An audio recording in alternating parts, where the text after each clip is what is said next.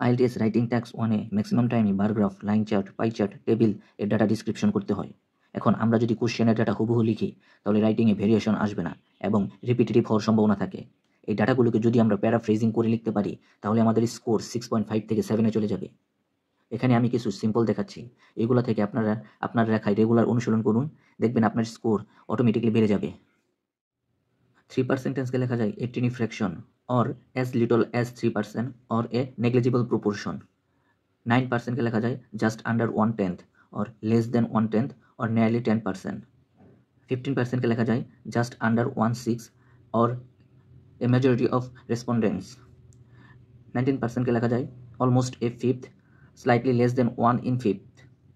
21% কে লেখা যায় just over a fifth or a little more than 1 in 5। 24% কে লেখা যায় almost 1 quarter or just under a quarter। 26% কে লেখা যায় roughly 1 quarter or just over a quarter।